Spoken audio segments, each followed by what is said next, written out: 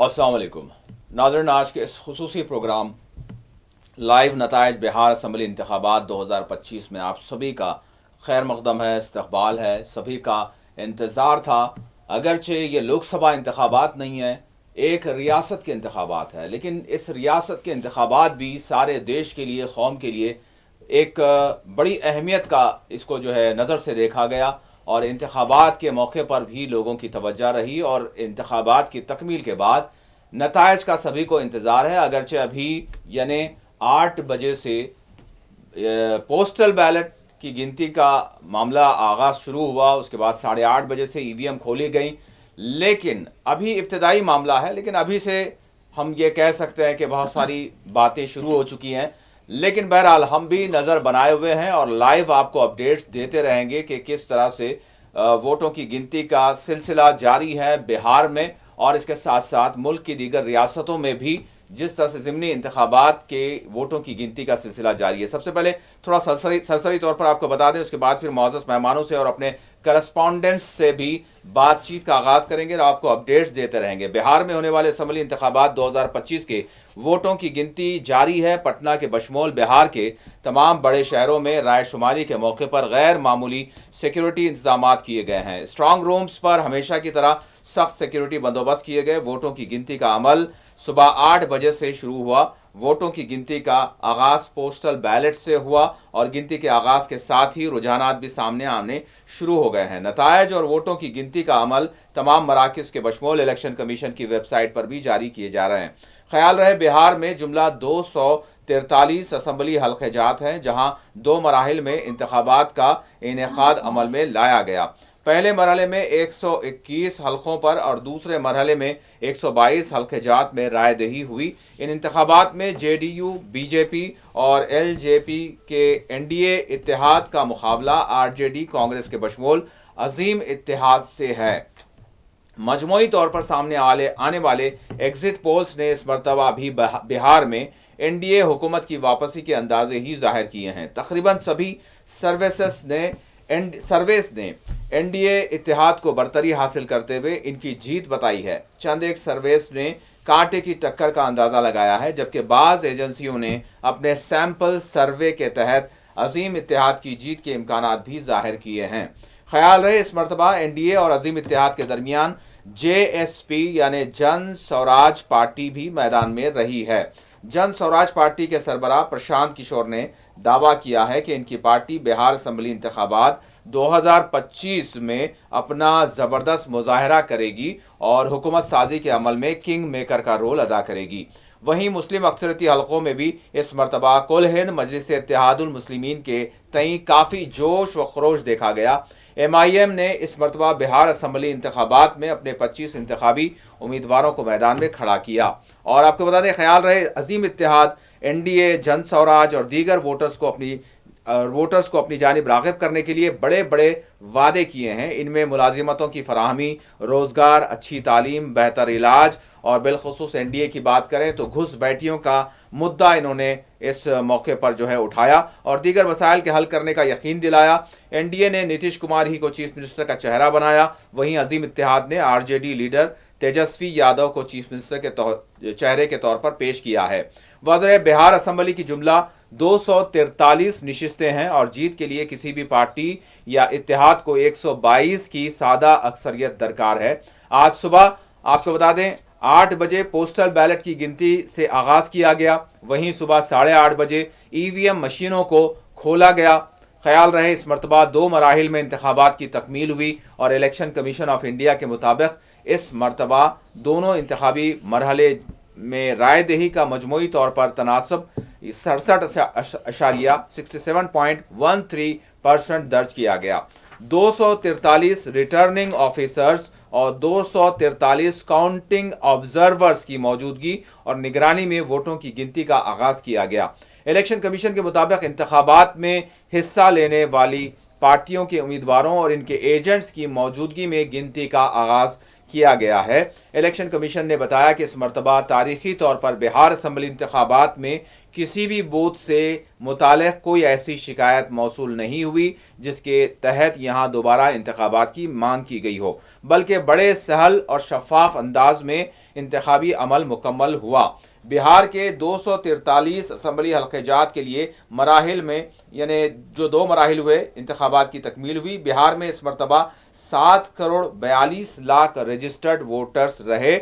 इनमें 3 करोड़ 92 लाख खवातीन वोटर्स शामिल हैं, जबकि मर्द वोटर्स 3 करोड़ 50 लाख हैं। पहले मरहले के इंतखाबात में 65.08% रायदही दर्ज की गई, जबकि दूसरे मरहले के तहत 68.76% रायदही दर्ज की गई। रायशुमारी के लिए 4,372 काउंटिंग टेबल स्टाफ को एक काउंटिंग सुपरवाइजर की निगरानी में तैनात किया गया।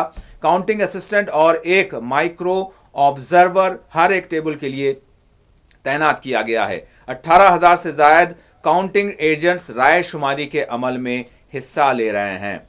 वहीं आज जिस तरह से हमने आपको बताया कि जम्मू कश्मीर की अगर हम बात करें तो आज बिहार असम्बली की इंतखाबात के नतायज के साथ मरकज़ के ज़ेरे इंतज़ाम जम्मू कश्मीर के बशमूल मुल्क के 6 रियासतों के 8 असम्बली हल्क़ात के होने वाले ज़िमनी इंतखाबात के वोटों की गिनती भी हो रही है। इनमें जम्मू कश्मीर के बडगाम, नगरोटा, राजस्थान और पंजाब, मिज़ोरम, झारखंड और तेलंगाना के सदर मकाम हैदराबाद के हल्का असम्बली जुबली हिल्स के लिए होने वाले इंतखाबात के वोटों की गिनती भी जारी है।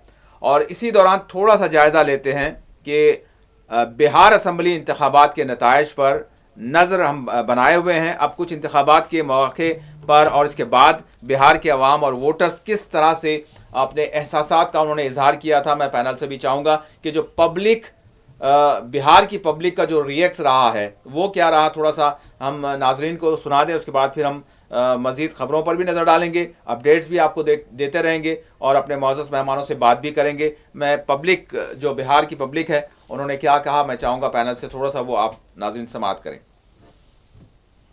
हटाने का मेहनत कर रहे हैं और एक रुपया में 1 एकड़ जमीन खरीद रहे हैं। और जनता जनार्दन को जो है अभी जो जनता जनार्दन को हर चीज पर महंगाई है। आप पूछना चाहते हैं किसान जो मर रहे हैं अभी वो यूरिया जो है DAP जो है वो नहीं मिल रहा है किसान को। DAP अभी यूरिया जो है किसान को जो है 40 किलो पर ला करके बदलाव की लहर है। युवा बदलाव चाहता है। क्यों चाहते हैं बदलाव? क्योंकि इस सरकार को हम लोग 20 साल से झेल रहे हैं, कुछ भी नहीं मिला है। युवा पलायन कर रहा है, बेरोजगार है, नौकरी की तलाश में बाहर भटक रहा है, काम नहीं मिल रहा है। इसलिए हम लोग बदलाव की ओर जा रहे हैं। इस बार महागठबंधन, ये सरकार जुमलों की सरकार है, झूठों की सरकार है। इस सरकार से कुछ उम्मीद नहीं किया जाना चाहिए और ना कर सकते हैं। 20 साल में बिहार बदल गया है? कुछ नहीं बदला है। पुल धंस रहा है, किसान खेतों में जान दे रहा है, जवान शहीद हो रहे हैं। क्या बदलाव है? आत्महत्या बढ़ रहा है, लोग भूखमरी के कगार पे हैं, लोग भूखे सो रहे हैं, रोजगार नहीं मिल रहा है। क्या बदला है? डंका बज रहा है दुनिया में। सिर्फ है तो नफरत, यहाँ पर नफरत की राजनीति होती है। बताओ, कह रहे हो बदला नहीं, कुछ कह रहे डंका बज रहा है दुनिया में भारत का। क्या डंका बज रहा है? क्या आप बताइए किस चीज में डंका बज रहा है भारत का? हमें तो कुछ नहीं पता चल रहा है। हम तो इतना जान रहे हैं कि भारत और कमजोर हो रहा है। एकदम परिवर्तन है, तेजस्वी ठीक है। इस बार तेजस्वी सरकार, युवा तेजस्वी की ओर जा रहा है। इस बार महागठबंधन की सरकार होने वाली है। ऐसा मोदी जी कुछ नहीं किया है, सिर्फ लूटने का काम किया है और पूरे हिंदुस्तान को कटोरा थमाने का काम किया है। ये सिर्फ जुमलेबाजी की सरकार है, कुछ नहीं होने वाला है। बड़ी बार तेजस्वी सरकार आएगा और केंद्र में भी सरकार बदलेगी। जो पढ़े लिखे हैं विद्यार्थी क्या वो पकौड़ा तो लेंगे? उसके बाल बच्चा विदेशों में जाके ऐश करेंगे? गरीब मजदूर का बच्चा पकौड़ा तले। बेरोजगारी चरम पर है, कहीं कोई रोजगार नहीं है, किसान मर रहा है। बारिश पड़ गया, जो मकई रोपा वो गल गया, खत्म हो गया। उसके बारे में क्या मोदी जी कुछ बोले? इतना जो आए, पूर्णिया है, कटिहार है, धमधा है, जहाँ भी आए, कभी किसान का मुद्दा को उठाया? नहीं चलेगा, यहाँ नहीं चलेगा। पूरा हिमाचल कोसी है, महागठबंधन है, कोई नहीं रहेगा। या कोई मोदी नीतीश कुमार कहीं कोई नहीं है। यहाँ सिर्फ तेजस्वी राहुल जी का जयकारा है। विनाश हुआ है, विकास नहीं, विनाश हुआ है बिहार का। देखिए यहाँ चोर में कितना डर रहा है, सैलाब है बदलने के लिए, बिहार बदलने के लिए। ये चोर है, गाँव में नहीं है, कोई शहर नहीं है, ये है मोदी नीतीश कैसे लगते हैं? महाबेईमान चोर है। अच्छा, हाँ, कह रहे कट्टर ईमानदार, कहीं कच्चा चोर बेईमान। हाँ, कह रहे मोदी बहुत ईमानदार है। महाचोर बेईमान है। क्या क्या मोदी सिर्फ मरा भारत का फौज खून हुआ, असीज फायर किया अमेरिका ट्रम्प। ये मोदी का देन है, मोदी का देन है। वो जनता सब बुझ रहा है, सब बुझ रहा है। क्या लग रहा है बिहार का माहौल? बिहार का माहौल बहुत सुंदर लग रहा है, बदलाव की तरफ जा रहा है। क्या नाराजगी है सरकार से? सरकार से नाराजगी यही है, ना रोजगार है, ना कोई उद्योग है, ना कोई फैक्ट्री है। इसी लेकर के नाराजगी है। जनता बेरोजगार है, युवा बेरोजगार है। माहौल है चुनाव का? माहौल परिवर्तन है, और क्या परिवर्तन होना है इस बार। 20 साल से अभी इनकी सरकार चल रही है। 20 साल में कुछ दिन हमारी भी सरकार चली थी महागठबंधन की। अब दोनों में आप एक तुलना कर सकते हैं। हमारी अगर 1 साल की ही सरकार चली, 17 महीने की ही सरकार हमारी अगर चली, तो 17 महीना और इनका बचा हुआ घटा दीजिए 18 साल और 3 महीना, तो उसमें से आप तुलना कर लीजिए। 17 महीना में जो महागठबंधन की सरकार ने बिहार में कर दिया, वो तो ये 18 साल 3 महीनों में भी नहीं कर सके। आप पता कर लीजिएगा कि मोदी जी के आने के बाद, नीतीश जी के आने के बाद कौन सा हमको फिर से पेट्रोकेमिकल्स मिल गया। रिफाइनरी तो हमको कांग्रेस का दिया हुआ है, फर्टिलाइजर भी कांग्रेस का दिया हुआ है, थर्मल भी कांग्रेस का दिया हुआ है। और आए लेकर के वो क्या आए, तो चले आए लेकर के इथेनॉल लेकर के, क्या चले आए और जमीन बेच करके दे दिया अडानी अंबानी जी को। लगा दिया एक कपड़े का फैक्ट्री, लगा दिया एक यहाँ पे छोटा सा एक कल कारखाना। आप एक बात समझ लें, आप मीडिया के हमारे साथी हैं, आप हमारे देश के एक स्तंभ हैं। और एक बात आप समझ लें, मोदी जी जब बिहार आते हैं तो बिहार में कहते हैं यहाँ पे घुसपैठियों का राज हो गया है, घुसपैठियों को बाहर निकालो। लेकिन जब गुजरात जाते हैं तो वहाँ पे एक शब्द बोलते हैं, हमने 2000 करोड़ की फैक्ट्रियों की बात फलना कंपनी से कर लिया है, वो आ रहे हैं लेकर के। वहाँ पे घुसपैठिए नहीं है क्या? वहाँ पे नहीं है क्या? आज तक कभी अगर मोदी जी या नीतीश जी एक भी भाषण उनका निकाल के आप देख लें, उनका एक भी रैली में उनका बातों को आप अगर याद कर लें, तो एक जगह भी वो अगर बोले हैं कितने 1000 करोड़ का फैक्ट्री लग रहा है बेगूसराय जिला में। कांग्रेस के बाद श्री कृष्ण बाबू के बाद बेगूसराय जिला में देने की क्षमता किन्हीं की नहीं रही। अगर देने पर आपको बता दें कि जहां तक जम्मू कश्मीर की बात करें, जिस तरह से हमने आपको बताया कि जम्मू कश्मीर के हल्का असम्बली बडगाम और नगरोटा में होने वाले ज़िमनी इंतखाबात के वोटों की गिनती जारी है। यहाँ बडगाम में एनसी और पीडीपी, जबकि जम्मू में एनसी और बीजेपी उम्मीदवारों के दरमियान टक्कर का मुकाबला समझा जा रहा है। और वहीं हैदराबाद में जुबली हिल्स की बात अगर करें, हल्का असम्बली जुबली हिल्स के लिए होने वाले असम्बली इंतखाबात के वोटों की गिनती का भी अमल जारी है। यहाँ बरसरकार पार्टी कांग्रेस और अपोजिशन पार्टी बीआरएस और बीजेपी के उम्मीदवारों के दरमियान यहाँ मुकाबला है।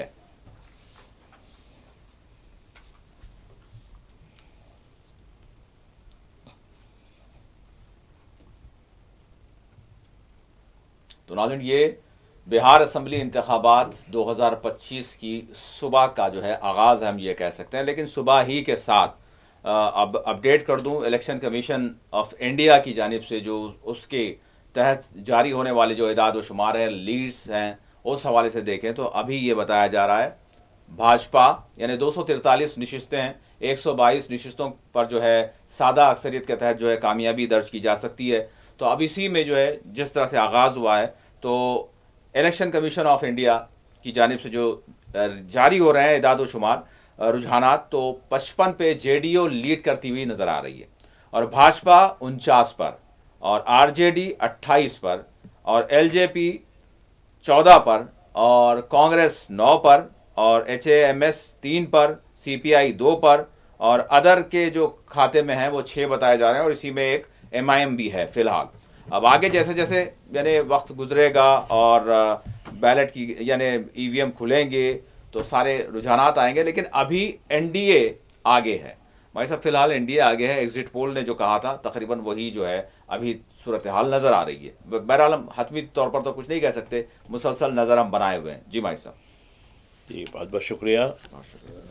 देखिए इस इलेक्शन की बड़ी अहमियत है जैसा आप इब्तिदा में कह रहे थे, इसलिए कि ये मरकज़ी सरकार पर भी इसका इफ़ेक्ट हो सकता है, चूँकि मरकज़ी सरकार जनता दल यू और की बैसाखी भी उस पर जो है मुनसर है, जिस तरीके तेलुगु देशम और ये, तो इस तरीके से ये जो इलेक्शन है और इस तनाजुर में भी इलेक्शन अहमियत का हामिल है कि SIR का आगाज़ हुआ था, वहीं से जो पायलट प्रोजेक्ट शुरू हुआ था। दूसरा वोट चोरी का जो मामला था वो यानी बिहार में भी उसके बारे में कुछ रैलियाँ निकाली गई थी जी, तो ये अहमियत की है। दूसरी तरफ NDA यानी BJP का जो मामला था, वो जिस तरीके से उन्होंने घुसपैठा वगैरह ये जो कुछ है, तो लेकिन यहाँ डेवलपमेंट का जो मामला था वो डेवलपमेंट को शायद लोग कहे कि भाई डेवलपमेंट बाद में कर लेंगे यार, पहले अपन लड़ लेंगे अच्छा तरीके से, तो शायद यही सूरत हाल होगी।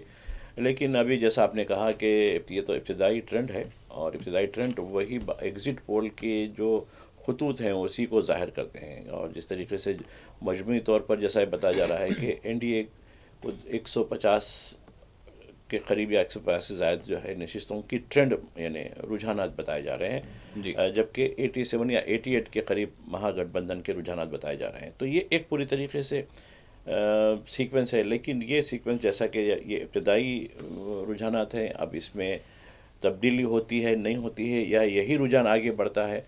अगर ऐसा ही रुझान आगे बढ़ता है तो फिर जो एग्ज़िट पोलों की जो मामला थे वो उस बाद में सही साबित हो सकते हैं या नहीं, ये इसमें उलट भी हो सकता है। चूँकि देखिए आखिर दमे आखिर तक आखिरी राउंड तक भी हम नहीं कह सकते कि कौन किसका किस्मत कैसी होगी। लेकिन ये एक मैं समझता हूँ कि मान भी लीजिए कि NDA यानी जनता दल यू वगैरह को, जैसे आप इब्तिदा में एक बात कह रहे थे कि नीतीश कुमार को CM का चेहरा बनाया गया, नहीं मैं नहीं समझता कि उस ऑफिशियली कोई ऐसी बात कही गई है, जबकि तेजस्वी यादव को तो वो ऑफिशियली एक बात कही गई थी कि वो अपोजिशन का चेहरा होंगे CM के लिए। तो लेकिन अब चूँकि नशिस्तें BJP की ज़्यादा होंगी तो क्या, लेकिन असल पल्ला अगर NDA को अक्सरियत मिल भी जाती है जी, तो बिना जनता दल यू के BJP खुद से नहीं कर सकती। क्या BJP को खुद से 122 सीटें तो मिल नहीं सकती, उसको इंतजार करना ही पड़ेगा। और नीतीश कुमार बिना CM के कुर्सी के वो आगे नहीं कर सकते। भाई साहब आपकी इजाज़त से थोड़ा सा हम पटना से जो है कौनैन अली हमारे साथ जुड़ चुके हैं, हमारे नुमाइंदे बिहार से। कौनैन अस्सलाम वालेकुम। वालेकुम सलाम। कौनैन मैं जानना चाहूँगा कि किस तरह से इंतजामात और क्या कुछ है, और अभी तो हालांकि आगाज़ हो रहा है अभी तो, लेकिन इसके बावजूद जो है जो कुछ चलाया जा रहा है, जो कुछ बताया जा रहा है, मैं जानना चाहूँगा वहाँ से ग्राउंड से क्या कुछ इंतजामात रहे और ट्रेंड्स क्या बता रहे हैं और किस तरह का माहौल नज़र आ रहा है अभी इब्तिदा में। जी, अभी जो है मौजूदा हालात में बेगूसराय की बात करें या बिहार के अलग अलग असेंबली हलकों की, तो वहाँ से जो रुझान आने शुरू हुए हैं, हाँ, इसमें महागठबंधन के हिमायत में जो है ज़्यादा जो है बढ़ाव देखने को मिल रही है। हाँ हाँ, लेकिन कहीं कहीं ऐसे भी मामले सामने आ रहे हैं जहां BJP नेक टू नेक में जो है सामने है, आगे पीछे हो रही है। हाँ हाँ, लेकिन हमारे बेगूसराय में भी कुल 7 विधानसभा क्षेत्रों में से करीब 1 विधानसभा क्षेत्रों पर जो है NDA के भाजपा के प्रत्याशी रजनीश कुमार आगे चल रहे हैं, बाकी 6 विधानसभा क्षेत्रों में पर जो है महागठबंधन के प्रत्याशी आगे हैं। यानी अच्छा अभी तो, लेकिन देखा ये जाता है कि जैसे ही इब्तिदा होती है तो फिर एक हलके में जो है यानी काफ़ी धूम या जश्न, इस तरह की कोई इतलात हैं कि कोई पहले ही से लड्डू बना चुका है या फिर जो है जश्न मना रहा है? जी हाँ, अमूमन ऐसा देखा ही गया है कि जैसे जो भी कैंडिडेट हैं वो लगातार अपने अपने हलकों में अपने हिमायत जो समर्थक है उनको लेकर के जो है मिठाइयाँ वगैरह बनाने का काम शुरू है। लेकिन इसी बीच एक और माहौल है कि जो स्थानीय जिला पदाधिकारी हैं, जो निर्वाचन पदाधिकारी होते हैं, उन्होंने साफ निर्देश दिया है कि 16 नवंबर तक किसी तरीके का इस हलकों में जो है कोई भी समर्थक जुलूस प्रदर्शन वगैरह नहीं करेंगे। और इसको लेकर के भी लोग बिल्कुल साइलेंट मूड में है, किसी तरीके का कोई मामला सामने अब तक नहीं आए हैं। और ठीक है, काउंटिंग जारी। जी माजी साहब कुछ आप पूछे। बिल्कुल देखिए वहाँ स्टेट इलेक्शन का जो कमीशन है वहाँ सीईओ की तरफ से वहाँ कोई कंट्रोल रूम कायम हुआ जो एक वहाँ जिस तरीके से स्टेट वाइज पूरे जी यहाँ कंट्रोल रूम है और कंट्रोल रूम के माध्यम से जो है जो भी बातें हैं वो मीडिया तक पहुंचाई जा रही है और जो काउंटिंग जो रूम है उस रूम तक जो है मीडिया को जाने का उसमें गुंजाइश नहीं है कि बाहर से आप विजुअल बना लें, बनाने के बाद आप बाहर आ जाएं और एक मीडिया सेंटर कायम किया गया, उनमें आप लोग बैठे और जो भी आपको डाटा चाहिए वो आपको दिया जाएगा और उन लोगों को एंट्री नहीं है। जो उनके एजेंट हैं, काउंटिंग एजेंट है वो वहाँ मौजूद हैं, वो बिल्कुल वो बाहर भी आ रहे हैं, बोल भी रहे हैं कि कौन आगे है कौन पीछे है। जो प्रशासनिक तौर पे जो डेटा दिया जा रहा है हम लोगों को लगातार वो हम लोग आगे बताने का काम कर रहे हैं।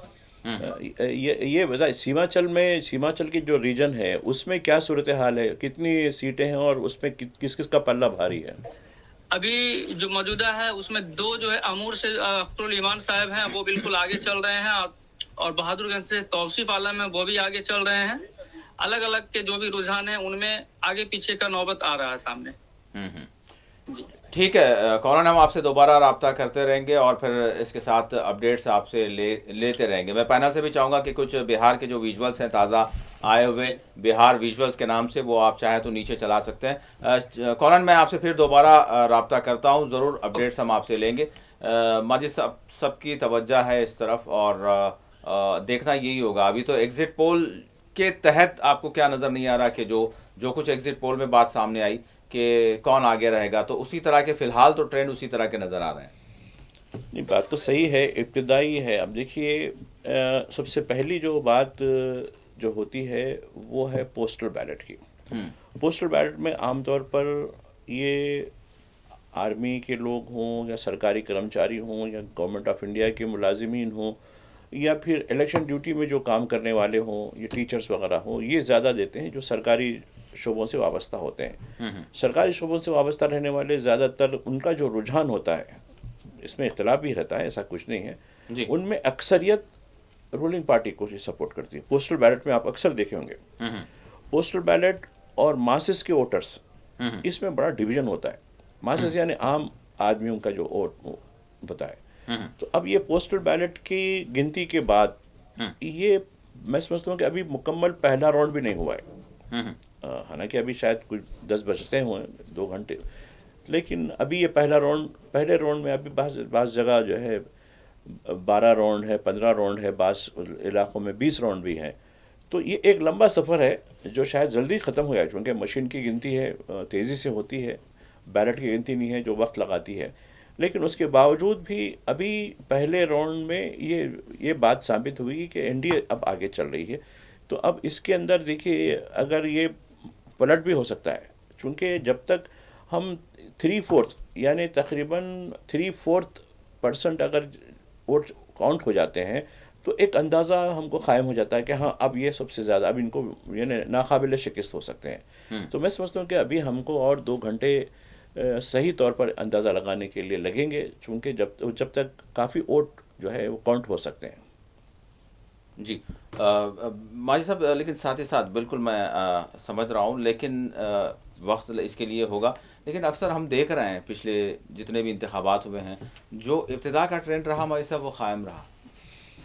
हाँ वो तो सही है, तकरीबन इब्तिदा का जो ट्रेंड रहा दीगर इलेक्शन में भी, पार्लियामेंट के इलेक्शन में भी, हरियाणा के हो दीगर हो, लेकिन यकीनन अब देखिए मुल्क हिंदुस्तान के अंदर इलेक्शन फेयर एंड फ्रैंक होना बिल्कुल होना ये एक बड़ा सवाल पैदा होता है। मैं गुज़िश्ता दिनों हैदराबाद का जो जुबली हिल का हल्का है वहाँ देख रहा था नज़ारा, कि उसमें देखा मैंने कि जमहूरियत क्या वाकई लोग अपने तौर पर जाकर अपनी मर्ज़ी से वोट देते हैं। हाँ, उनको इन्फ्लुएंस किया जा रहा है, उनको इन्फ्लुएंस किया जाता है, पैसे दिए जाते हैं। जी। तो सियासी जमातों का मकसद महज किसी न किसी तरीके से किसी भी हरबे के ज़रिए सीट हासिल करना है, सीट हासिल करते हुए इक़्तिदार हासिल करना है और इक़्तिदार हासिल करते हुए अपनी मर्ज़ी मुसल्लत करना है। आवाम की भलाई बहबूद ये नहीं है। तो ये हमारे जो सिस्टम में, इलेक्शन के सिस्टम में काफ़ी रिफॉर्म्स की ज़रूरत है। रिफॉर्म्स नहीं हुआ, रिफॉर्म ये करने की कोशिश की गई कि भाई दल बदली के हद तक, वो भी आप देखिए दल बदली भी हो रही है, खुद रूलिंग पार्टी दल बदली कराती है। देखिए, जिससे पहले कर्नाटक में किस तरीके से बीजेपी ने खेल खेला, महाराष्ट्र में लोगों को ले आके रखा, मध्य प्रदेश में कैसा खेल खेला गया, हरियाणा में कैसे खेल खेला गया, और खुद अब तेलंगाना में भी एक खेल हो रहा है। तो ये इस्लाहात नहीं होती। इस्लाहात ये होना चाहिए कि हर शहरी को लाजमी तौर पर वोट देना चाहिए और बिना किसी इन्फ्लुएंस के वोट देना चाहिए, बिना किसी पैसे के। अब देखिए, मैं देख रहा था कि दोनों पार्टियां यहाँ जो तेलंगाना के अंदर जो दोनों पार्टियां हैं, एक अपोजिशन की BRS पार्टी है और दूसरी कांग्रेस पार्टी है, इन दोनों ने भी लोगों को रुझाने के लिए रकम पैसे दिए, सबूत के साथ है हमारे पास। लेकिन इलेक्शन कमीशन क्या इस पर कार्रवाई होता है? अब देखिए, बिहार में इलेक्शन से पहले 1 करोड़ से ज़्यादा ख़वातीन को यानी वो दिए, यानी पैसे दिए गए, 10,000 रुपये उनके खातों में डाले गए। तो क्या ये ब्राइब नहीं होती? ये ब्राइब ही चाहिए। लेकिन इस पे इलेक्शन कमीशन ने एतराज़ क्यों नहीं किया? एतराज़ करने का जो, तो ये मैं समझता हूँ कि ये एक ऐसी सूरत हाल है जिस पर हमको संजीदगी से गौर करने की ज़रूरत है। लेकिन क्या करेंगे? जो हमारी जो लीडरशिप है, पॉलिटिकल लीडरशिप है, उसको तो ये चीज़ों से मतलब नहीं है कि भाई किसी तरीके से। अब देखिए, पैसों का जो इस्तेमाल है, आप बताइए कि एक शरीफुल नफ्स से एक आम आदमी क्या हमारे इलेक्शन का हिस्सा बन सकता है? वो सिर्फ वोट देने वाला हो सकता है, वो इलेक्शन में खड़े होने का, उम्मीदवार बनने का जो ख्वाब भी नहीं देख सकता। तो ये जो सिचुएशन है, इस सिचुएशन को हमको बदलने के लिए बड़े पैमाने पर तहरीक चलाने की ज़रूरत है। ऐसा नहीं होगा, वरना सियासी जमातें तो मौका परस्ती का, देखिए सियासी जमातें तकरीबन कुछ हो सकते हैं, एक्सेप्शंस हो सकते हैं, लेकिन मजमूई तौर पर जो रूलिंग पार्टियां हैं वो मौका परस्ती होती है। अब खुद बीजेपी की मिसाल लीजिए ना, बीजेपी खुद को बहुत ही दूध की धली भी फला है, बहुत कुछ समझती है, करप्शन के खिलाफ अब करती है, लेकिन कितना करप्शन होता है, कैसे कैसे लोगों को, करप्ट लोगों को उसने अपने सफ़ों में शामिल करके उसको पूरी तरीके से धुला दिया। तो यही कहते हैं लोग कि कैसे ये बीजेपी वॉशिंग मशीन है, उसमें मोदी वॉशिंग पाउडर डाल दीजिए, पूरी क्लीन हो जाती है। जैसा कि अजीत पवार का मामला है, हेमंत बिस्वा, ये तो बड़े लोग कई हजार करोड़ के जो है घपले कर चुके हैं लोग हैं। लेकिन दूसरी तरफ अपोजिशन के मामले में ज़रा सी भी उन पर शक की बुनियाद पर उनके ऊपर IT, ED दीगर जो है एजेंसियों को छोड़ दिया जाता है, उनकी गिरफ्तारियाँ की जाती हैं, वो सबूत तो नहीं करता नहीं। तो ये मैं समझता हूँ कि इलेक्शन की इस्लाहात हमको ज़रूरी है, इस्लाहात के बगैर। लेकिन इसके लिए कौन करेगा? अब देखिए, इमरजेंसी के दौर में जयप्रकाश नारायण निकले, उन्होंने एक लीडरशिप दी हमको कि भाई इस आज़ादी को बचाने की ज़रूरत है, इस जमहूरियत को बचाने की ज़रूरत है। अब कौन आएगा इस जमहूरियत को बचाने के लिए? कौन आ सकता है? तो ये एक बड़ा सवाल है कि हमारी जमहूरियत अब एक दोराहे पे ठहरी हुई है, इसको बचाना ज़रूरी है, लेकिन कौन आगे बढ़ेगा? कहते हैं ना कि बिल्ली के गले में घंटी कौन बांधेगा, ये सवाल है। तो कौन बांधेगा? तो ये तो मैं समझता हूँ कि सियासी लीडरशिप में ऐसी शख्सियत नहीं है जो इंतखाबी इस्लाहात करें। और इलेक्शन कमीशन का जहाँ तक मामला है, देखिए हमने TN सेशन का दौर भी देखा है। TN सेशन का दौर वो सिंगल मैन हुआ करते थे, उनके वज़न को कम करने के लिए हुकूमत ने 3 रुकनी बना दिया उसको, उनके और 2 लोगों को लगा दिया इलेक्शन कमीशन के हैसियत से। उस वक़्त का मुझे याद है, मैं उनकी प्रेस कॉन्फ्रेंस भी अटेंड करता था और मैं देखता था, वक्त का चीफ मिनिस्टर हो, वक्त का प्राइम मिनिस्टर हो, उनसे डरता था उन्हें, नहीं याद। और आप देखिए, उससे पहले शहर की दीवारें पूरी सुर्ख हो जाती थी, रंग बिरंगी हो जाती थी, नारों से, फलां से, बैनर से। अब आप देखिए, कोई इजाज़त के बगैर, कोई मालिक की इजाज़त के बगैर दीवार पे कोई नहीं लिख सकता है। ये कानून उसने बना दिया कि भाई भारी चालान किया गया, लोगों के खिलाफ कार्रवाई की गई। तो एक मानो में उसने बड़ी हद तक इस्लाहात की थी, लेकिन सियासी जमातों को वो इस्लाहात पसंद, मजबूरी में उसको जो है कबूल किए और उनके वज़न को कम करने के लिए 2 और इलेक्शन कमिश्नर का तखर्रुर कर दिया ताकि उनका वज़न कम कर सके, अपनी मर्ज़ी के लोगों को लाया सके। तो ये अगर वो नहीं होता, TN सेशन के जैसे तरीके से दौर को चलाया जाता, तो मैं समझता हूँ कि जिस तरीके से उन्होंने कई इस्लाहात लाई हैं, वो इस्लाहात भी ला सकती हैं। अब सबसे बड़ा खर्चा जो है इलेक्शन में पैसे भगाने का है। पैसों के जो है, जहाँ तक है रेल फेल है, इस हद तक हो गई है कि एक असेंबली हल्के के लिए भी कई करोड़ रुपए सर्फ हो रहे हैं, कई करोड़ रुपया, जबकि जो सीलिंग है वो 22 लाख या 25 लाख के करीब सीलिंग है जो इलेक्शन कमीशन की, वो पैसे।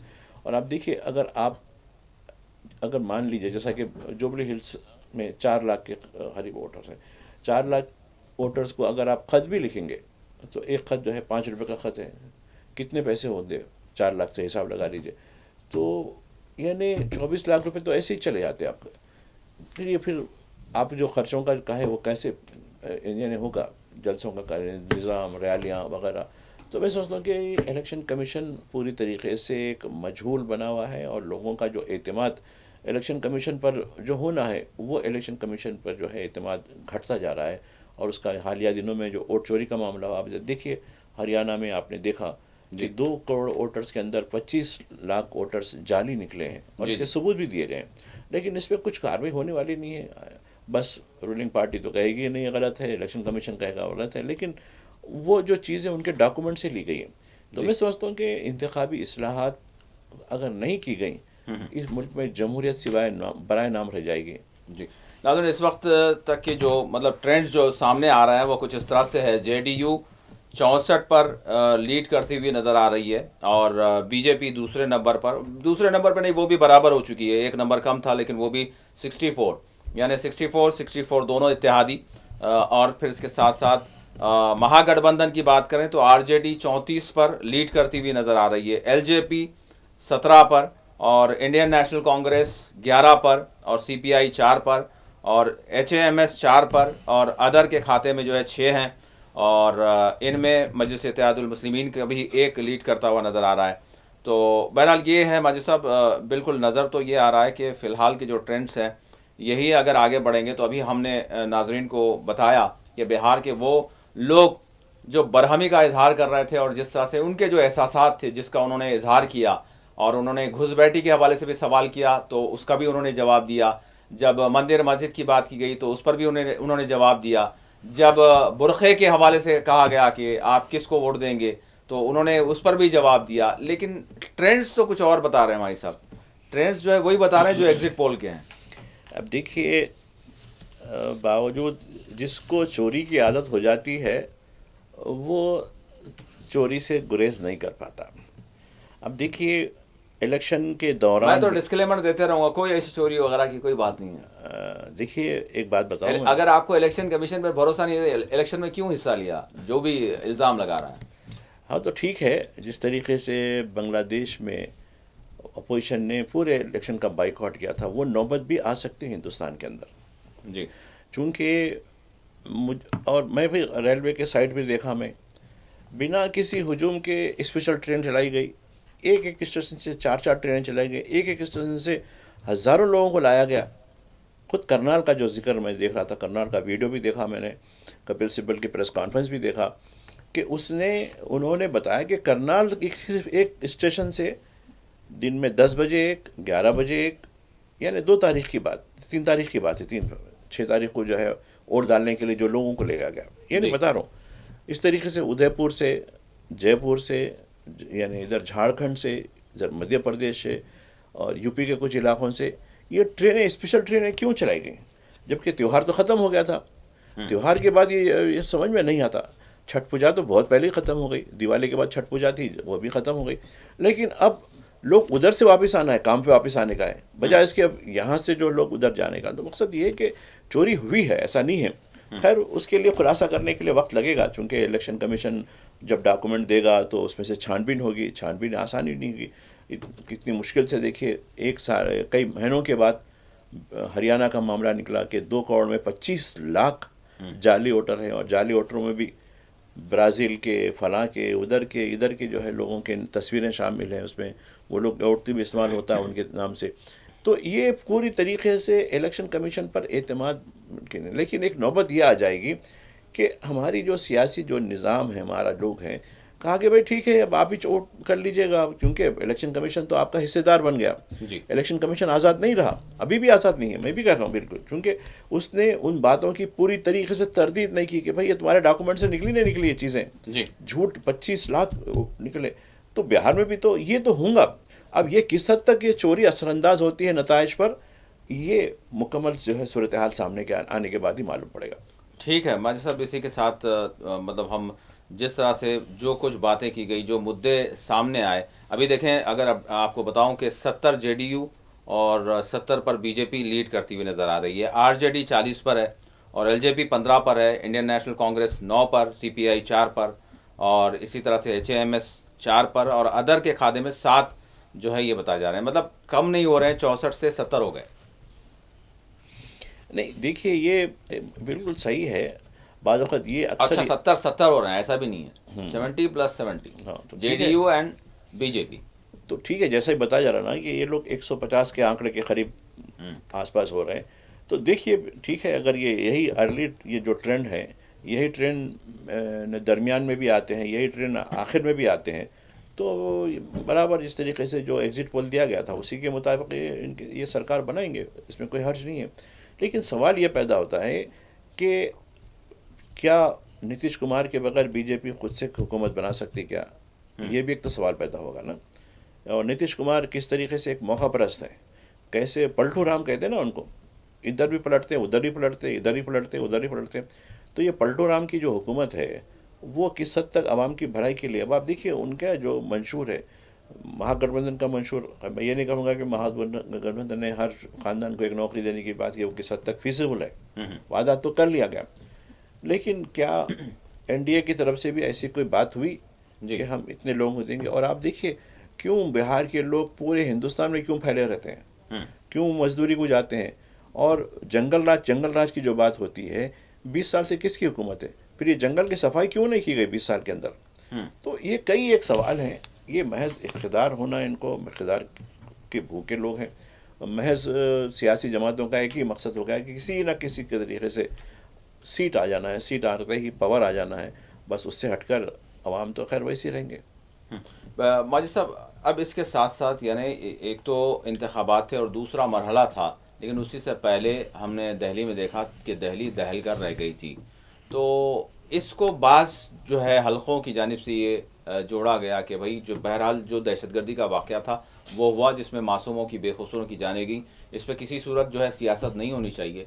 लेकिन बाज़ ने कहा कि भाई इसका जिस वजह से भी हुआ हो उसका असर कुछ ना कुछ होता है, वो किस तरह से होता है, क्या होता है, किस पर होता है, ये अलग शायद बहस होगी। मैं आपसे जानना चाहूँगा। ये एक बात बताना चाहता हूँ जी कि मुल्क की राजधानी है, मुल्क की राजधानी में यानी इतना बड़ी मकदार में ये चीज़ें होती हैं। एल्युमिनियम नाइट्रेट आता है दिल्ली के करीब फरीदाबाद में 2900 किलोग्राम, कितनी बड़ी मकदार है, यानी 3 कुंटल से ज़्यादा जी ये चीज़ें होती हैं।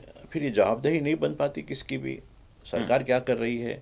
और उसकी टाइमिंग देखिए, टाइमिंग को देखकर ही लोगों को बड़ा शक हुआ कि हाँ ये वोटिंग से चंद घंटे पहले ये काम करके इस पर इन्फ्लुएंस करने की कोशिश की गई। तो हालांकि जब भी ये मामला आते हैं, चाहे पहलगाम का हो, पुलवामा का हो, जब भी हो, सारी कौम हुकूमत वक्त के साथ खड़ी होती है, क्योंकि ये कौमी सिक्योरिटी, कौमी सलामती, मुल्क की वहदत, सालमियत, ये इसमें कोई सियासत से बारातर है। लेकिन मौजूदा जो सरकार है वो कहती है कि वही सबसे जो है ठेकेदार हैं, कौम परस्ती के वही ठेकेदार हैं, दूसरे सब मशकूक लोग हैं।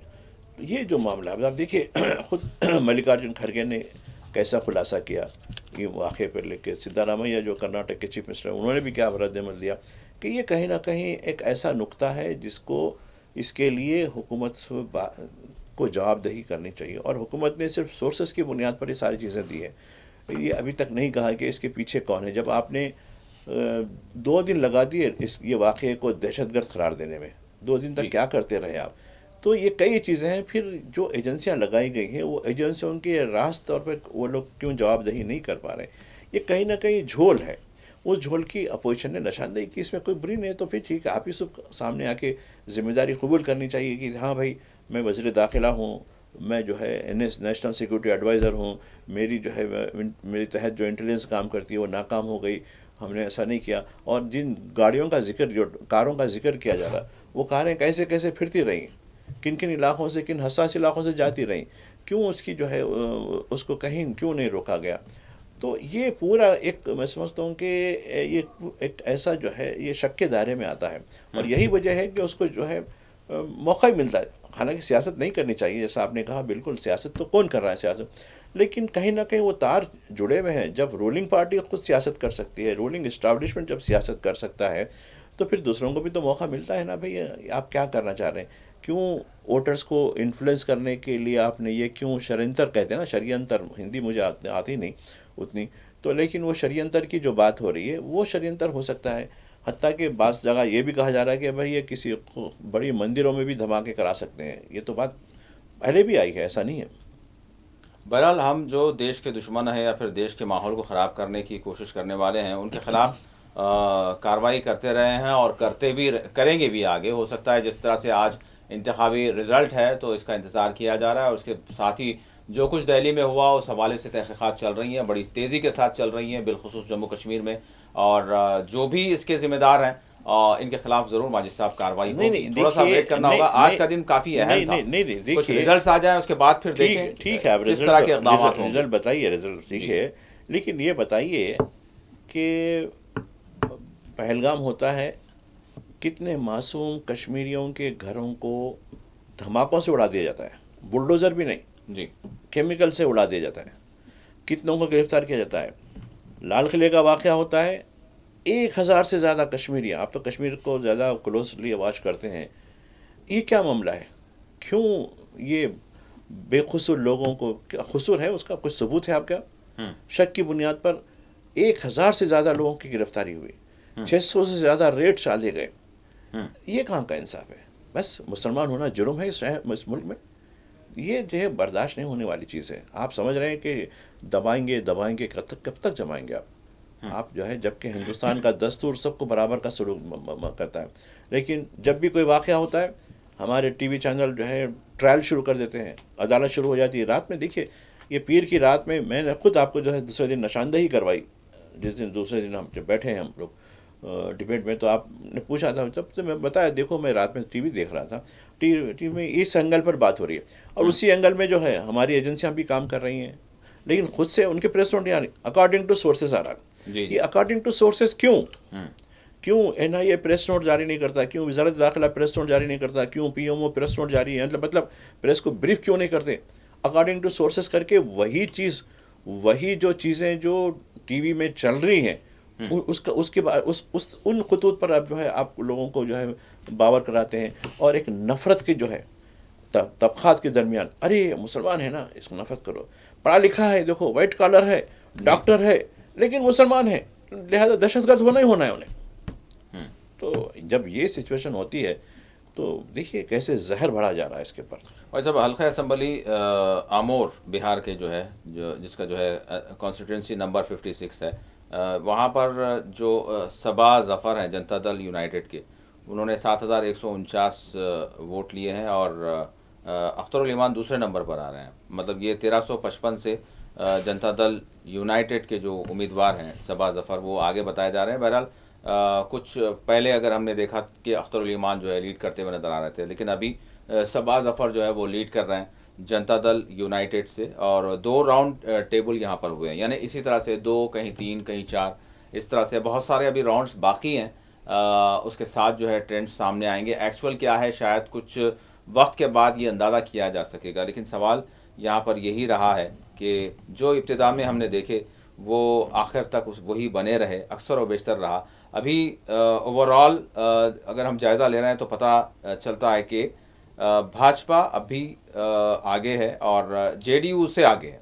JDU 72 और अभी चेंज हो गया है हमारे साथ, BJP 72 पर और JDU 71 पर, यानी एक के साथ एक जो है आगे बढ़ रहे हैं। RJD 43 और LJP 18, इंडियन नेशनल कांग्रेस 8 और CPI 6 और HAMS 4 और अदर्स के खाते में 7। मैं यहाँ पर ये जानना चाहूँगा कि राहुल गांधी की जानिब से बिलखुसूस जिस तरह से बिहार में वोट बचाओ यात्रा जिस तरह से निकाली गई और वोट अधिकार यात्रा, तो भाई साहब क्या कांग्रेस को थोड़ा बहुत इस हवाले से, या फिर वो जो फ्रेंडली जो किया जा रहा है इस वजह से जो है ये मामला है, किस तरह से देख रहे हैं आप? देखिए उसका तो अवाम में जो हमने इनकी रैलियाँ, उनकी जो सरगर्मियाँ इलेक्शन में देखी, वोट के बारे में जो शऊर बेदार किया गया, उसकी वजह से ये नतीजे फिर भी दम गनीमत है, वरना वन साइड हो जाता। क्योंकि चोरी की तो आदत है, ये चोरी के बगैर नहीं जीत सकते। अगर ये इलेक्शन, मैं एक बार फिर ऑन रिकॉर्ड कहना चाहता हूँ कि इलेक्शन कमीशन फेयर इलेक्शन करवाता है, तो मैं समझता